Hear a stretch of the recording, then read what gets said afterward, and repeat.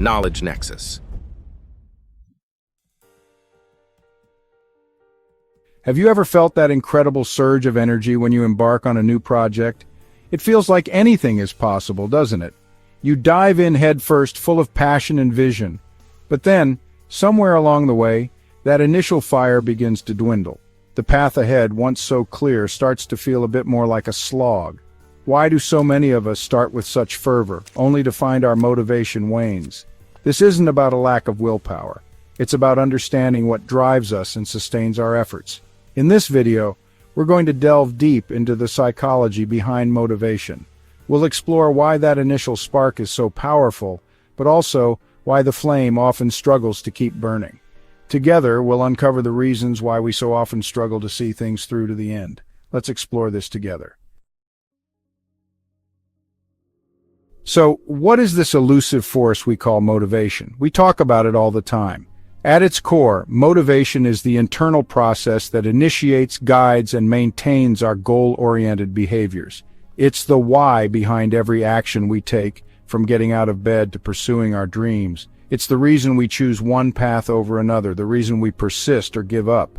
Think of it like an internal compass, constantly pointing us towards something. This drive isn't mystical, it's a complex interplay of forces. Without it, we'd be passive, adrift. Understanding motivation is fundamental to understanding ourselves. When we grasp what fuels this drive, we see patterns in our lives. The question then becomes, if motivation is this powerful engine, why does it sometimes stall? To master our ability to finish what we start, we must first become students of our own motivational landscape. When we talk about what drives us, it's important to recognize that not all motivation is created equal. Broadly, we can categorize it into two types: intrinsic and extrinsic motivation. Intrinsic motivation comes from within, driven by personal satisfaction. Extrinsic motivation involves external rewards or avoiding punishments. While effective short-term extrinsic motivators often lack lasting engagement. The goal is to connect with intrinsic motivators for a more resilient drive. There's an undeniable magic to new beginnings, isn't there? That fresh notebook, the first day of a new job, the initial brainstorming for a passion project, it all comes with a surge of energy and optimism. This phenomenon, often referred to as the novelty effect, plays a significant role in why we start things with such enthusiasm. Our brains are wired to respond positively to new stimuli. New experiences trigger a release of dopamine, a neurotransmitter associated with pleasure and reward. This chemical rush makes us feel good, focused, and highly motivated. Think about it from an evolutionary perspective. Being alert and responsive to new things in our environment was crucial for survival. Novelty could signal new opportunities or potential threats. This initial excitement is incredibly powerful. The problem, of course, is that novelty, by its very definition, wears off. So, the initial fireworks of novelty have faded. And suddenly, that project we were so passionate about starts to feel hard. This is the critical juncture where many of us falter. The reason we often don't finish what we start isn't usually because the goal itself has changed. Instead, it's often because our brains are incredibly adept at resisting discomfort, boredom, and the frustration of delayed rewards. Our brains are wired to conserve energy and seek pleasure while avoiding pain or discomfort. When a task becomes challenging or monotonous, it can trigger resistance. This isn't a conscious decision to quit. It often manifests as procrastination or a growing sense of doubt. The struggle to finish is often a battle between our long-term aspirations and our brain's preference for immediate comfort. Understanding this internal tug-of-war is crucial. Let's talk more about dopamine, that fascinating neurotransmitter we mentioned earlier. When we embark on something new, our brains release a surge of dopamine. This isn't just about feeling good, it's about motivation. Dopamine drives us to seek out rewards, to explore, and to learn. This dopamine spike is a key reason why starting new things feels so invigorating. However, dopamine levels don't stay consistently high throughout a long-term project. As a task becomes routine, the dopamine response tends to diminish. This drop in dopamine can be perceived as a loss of motivation. Understanding this dopamine roller coaster is empowering. Instead of relying solely on that initial dopamine-fueled excitement, we can develop strategies to generate motivation through other means. We live in a world that increasingly caters to a desire for instant gratification. This environment has a profound impact on our ability to pursue long-term goals.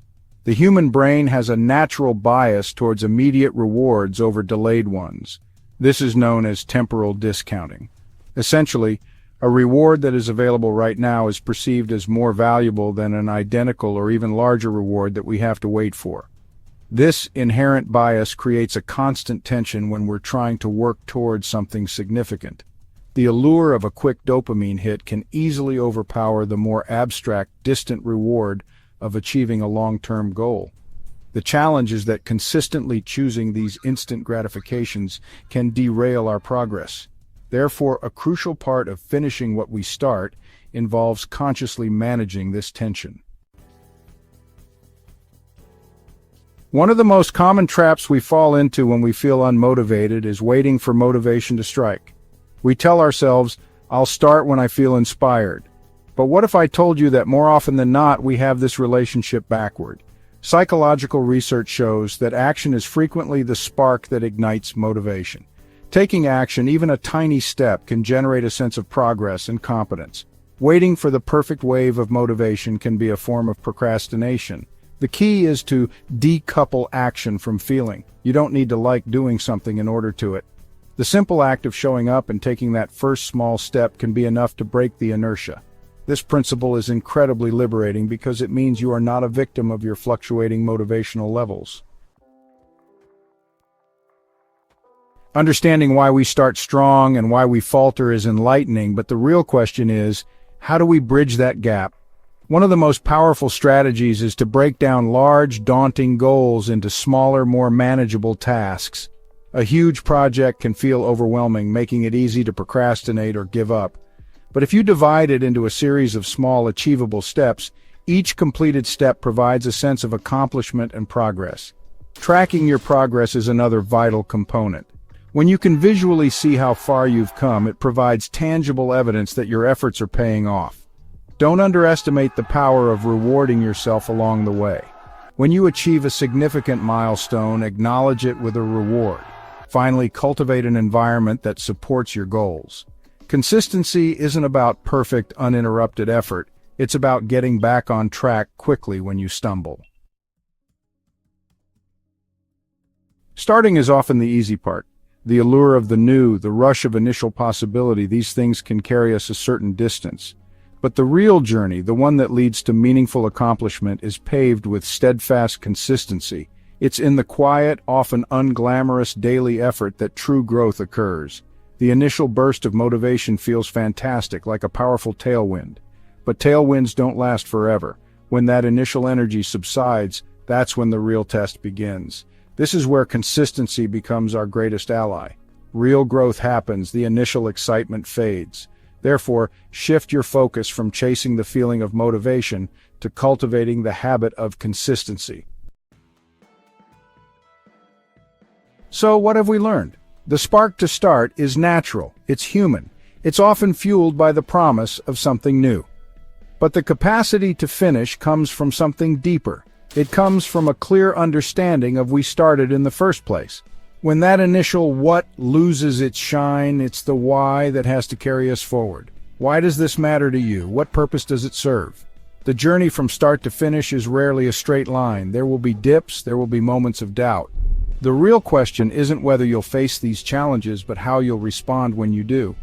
Ultimately, the ability to finish what you start is about trust. So, I encourage you to revisit your why and let it be the unwavering compass that guides you through the inevitable challenges.